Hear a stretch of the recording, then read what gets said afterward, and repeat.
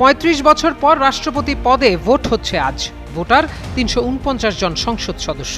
নির্বাচনে দুই প্রার্থী হেভিওয়েট, একজন জিয়াউর রহমানের ঘনিষ্ঠ সহচর কর্নেল অলি আহমদ বীর বিক্রম, আরেকজন খালেদা জিয়ার আস্থাভাজন মির্জা ফখরুল ইসলাম আলমগীর।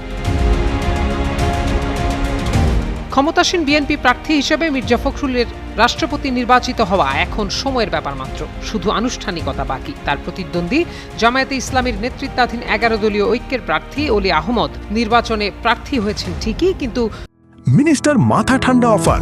মাসিক কিস্তিতে ১.৫ টন এসি মাত্র ৩,৯৯৯ টাকা ও ২ টন এসি ৪,৯৯৯ টাকায় পাওয়া যাচ্ছে মিনিস্টার শোরুমে।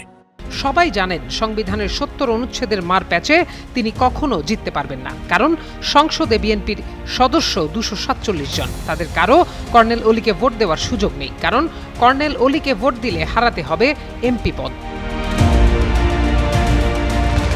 রাষ্ট্রপতি নির্বাচনের ভোট গোপনে হবে না। ব্যালটে পছন্দের প্রার্থীর নামের পাশে পূর্ণ নাম লিখে স্বাক্ষর করতে হবে সংসদ সদস্যদের। ১৯৯১ সালে সংসদীয় সরকার ব্যবস্থা পুনঃপ্রবর্তনের পর ওই বছরই রাষ্ট্রপতি নির্বাচনে প্রথম ভোট হয়েছিল। পরবর্তী ৭ রাষ্ট্রপতি বিনা প্রতিদ্বন্দ্বিতায় নির্বাচিত হন। নতুন রাষ্ট্রপতি আগামীকাল শুক্রবার সন্ধ্যা ৭টায় বঙ্গভবনে শপথ নেবেন বলে জানিয়েছেন চিফ হুইপ।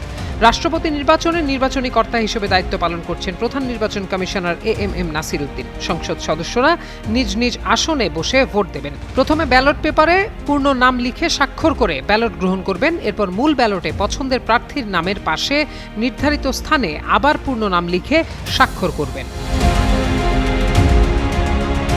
জামায়াতের নেতৃত্বাধীন ১১ দলীয় ঐক্যের সংসদ সদস্য ৯০ জন। তাদের মধ্যে জামায়াত ইসলামীর ৭৭ জন এবং জামায়াতের সমর্থনে নির্বাচিত জাগপার একজন সংরক্ষিত নারী সংসদ সদস্য রয়েছেন। এছাড়া জাতীয় নাগরিক পার্টির ৮ জন, বাংলাদেশ খেলাফত মজলিসের ৩ জন এবং খেলাফত মজলিসের ১ জন সদস্য রয়েছেন। এর বাইরে ইসলামী আন্দোলন বাংলাদেশের ১ জন এবং স্বতন্ত্র ৮ জন সংসদ সদস্য রয়েছেন। বিএনপি স্বতন্ত্র সংসদ সদস্যদের কাছেও ভোট চেয়েছে বলে জানা গেছে। ইসলামী আন্দোলনের সংসদ সদস্য ভোটদানে বিরত থাকতে পারেন বলে সংশ্লিষ্ট সূত্র জানিয়েছে।